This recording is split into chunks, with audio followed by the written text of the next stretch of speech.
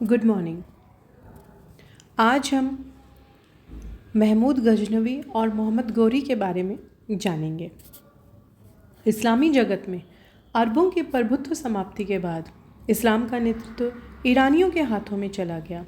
ईरानियों के पश्चात इस्लाम का नेतृत्व तुर्कों के हाथ में चला गया, जो कि मध्य एशिया के निवासी थे। भारत में इस्लामी राज्य की स्थापना का श्रेय इन्हीं तुर्कों को दिया जाता है। गजनवी साम्राज्य जो है, इसकी स्थापना अल्पतगिन ने की थी।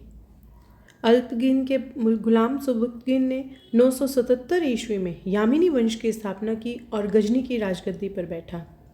सुबुक्तगिन प्रथम तुर्की शासक था जिसने कि भारत पर आक्रमण किया और हिंदू शाही शासक जयपाल को पराजित किया।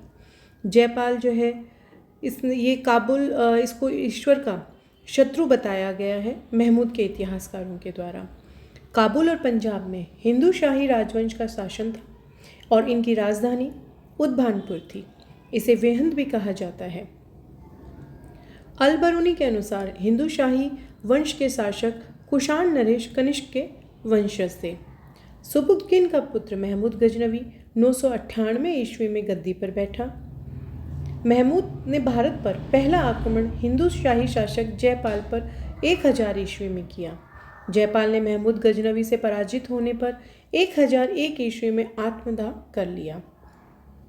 शाही वंश में जयपाल के बाद आनंदपाल, त्रिलोचनपाल और भीमपाल उत्तराधिकारी हुए।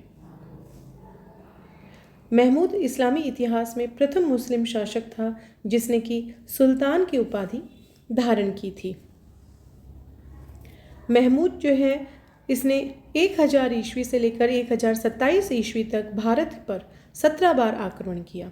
महमूद के आक्रमण के समय सिंध व मुल्तान पर मुस्लिम शासन था।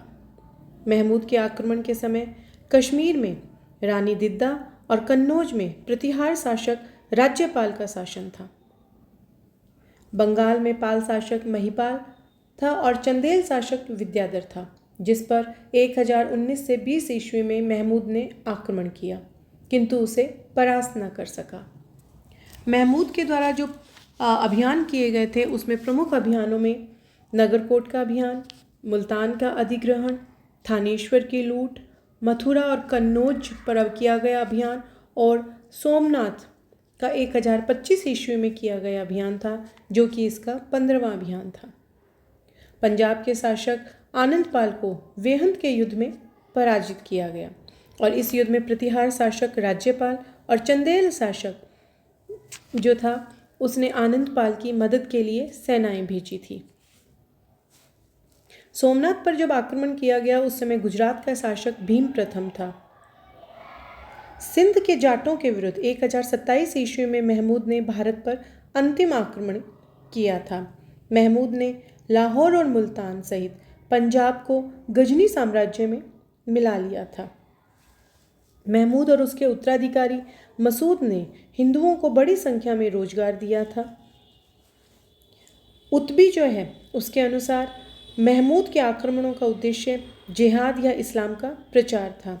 उत्बी एकमात्र इतिहासकार था जिसने कि महमूद के भारत पर आक्रमण जो है, इनका वर्णन किया है, किंतु उत्बी महमूद गजनवी के अभियानों में उसके साथ भारत नहीं आया था।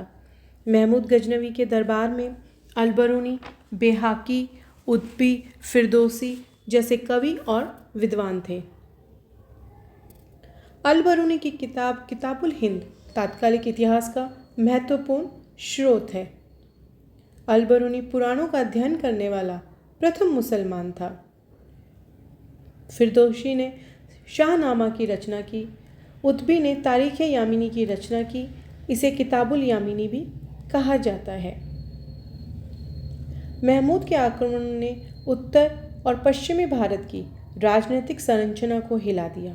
खैबर दर्रा, जो कि भारत का प्रवेश द्वार था, हमेशा के लिए विदेशियों के हाथ में चला गया। भारतीयों की आपसी फूट और सैन्य कमजोरी प्रकट हो गई और भारी मात्रा में धन संपदा की लूट और नरसंहार हुआ। महमूद के आक्रमणों का स्थायी परिणाम ये हुआ कि पंजाब तुर्कों के नियंत्रण में चला गया। महमूद के द्वारा ध्वस्त सोमनाथ का जो मंदिर था, शिव मंदिर था वो, और इसका पुनर्निर्माण आगे चलकर चालुक्य शासक भीमपाल प्रथम ने और इसके पश्चात कुमारपाल ने करवाया था। महमूद के विरुद्ध चंदेल शासक विद्याधर ने राजाओं का एक संघ भी बनाया था। और इसके लाहौर में जो गजनवी वंश था, इसका अंतिम जो शासक था वह खुसरो मलिक था, जिसे कि मोहम्मद गौरी ने कैद करके 1192 ईस्वी में मार डाला। अब बात की जाए मोहम्मद गौरी की, तो गौरी साम्राज्य का केंद्र उत्तर पश्चिमी अफगानिस्तान था। 1155 ईस्वी में गौर के अलाउद्दीन हुसैन ने गजनी के ऊपर आक्रमण कर उसे बुरी तरह लूटा और पूर्णतः जलाकर नष्ट कर दिया। इसीलिए उसका नाम जहां सोच यानी कि विश्व को जलाने वाला पड़ा। शंशबनी वंश के मोहम्मद गौरी का भारत पर पहला आक्रमण 1175 ईस्वी में मुल्तान पर हुआ। यहाँ करमाथी मुसलमान शासन कर रहे थे। 1178 ईस्वी में गौरी ने गुजरात पर आक्रमण किया, पर मूलराज द्वितीय के हाथों माउंट आबू के युद्ध में पराजित हुआ। यह भारत में मोहम्मद गौरी की पहली पराजय थी। 1191 ईस्वी में तराइन के प्रथम युद्ध में पृथ्वीराज चौहान तृतीय ने गौरी को परास्त किया। तराइन का जो दूसरा युद्ध था, इससे पहले मोहम्मद गौरी ने किवाम उल मुल्क नामक दूत को पृथ्वीराज चौहान के पास गौरी की अधीनता स्वीकार करवाने के लिए भेजा। तराइन का दूसरा युद्ध जो कि 1192 ईस्वी में हुआ था, इसमें पृथ्वीराज चौहान मोहम्मद गौरी से पराजित हुआ। पृथ्वीराज चौहान तृतीय का सेनापति खांडेराव था, जिसने तराइन के युद्ध में सेना का नेतृत्व किया। हसन निजामी ने ताज उल मासिर जो है, इसमें लिखा है कि पृथ्वीराज को कैद कर अजमेर ले जाया गया, जहां उसने गौरी के अधीनस्थ कुछ वर्षों तक शासन किया। मिनहाज के अनुसार पृथ्वीराज की मृत्यु सिरसा में ही हो गई। तराइन का जो दूसरा युद्ध था, ये भारतीय इतिहास का निर्णायक युद्ध था। इस युद्ध के बाद उत्तरी भारत के तुर्की सत्ता जो है, उत्तरी भारत में इसकी स्थापना हुई। मोहम्मद गौरी ने 1194 ईस्वी में चंदावर के युद्ध में कन्नौज के शासक जयचंद्र को पराजित किया और गहरवाल सिक्कों पर भारतीय चिन्ह लक्ष्मी तथा नागरी लिपि को अपनाया। चंदावर इटावा जिले में यमुना नदी के तट पर है। गौरी के आक्रमण के समय कन्नौज का गहरवाल राज्य उत्तर भारत में सबसे विस्तृत था। मोहम्मद गौरी के सिक्कों पर एक तरफ कलमा खुदा हुआ है तथा दूसरी तरफ लक्ष्मी की आकृति अंकित रहती थी। कुछ सिक्कों के पृष्ठभाग पर अव्यक्त में एक मोहम्मद अवतार भी लिखा रहता था। इन सिक्कों को दहलीवाल सिक्के कहा जाता था। ये दहलीवाल सिक्के भारत में तुर्क विजय के समय प्रचलित थे। मोहम्मद गौरी जो था, इसके कोई संतान नहीं थी। 1206 ईस्वी में गौरी की मृत्यु के बाद उसके गुलाम कुतुबुद्दीन ऐबक ने भारत में नए राजवंश की नींव डाली, जिसे कि गुलाम वंश कहा जाता है। 1206 ईस्वी से ही दिल्ली सल्तनत की शुरुआत हुई। ख्वाजा मोइनुद्दीन चिश्ती जो थे, ये मोहम्मद गौरी के साथ ही 1192 ईस्वी में भारत आए और अजमेर बस गए।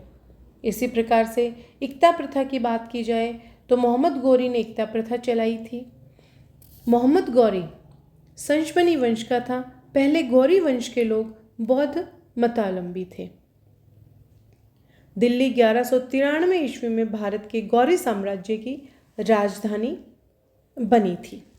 Thank you.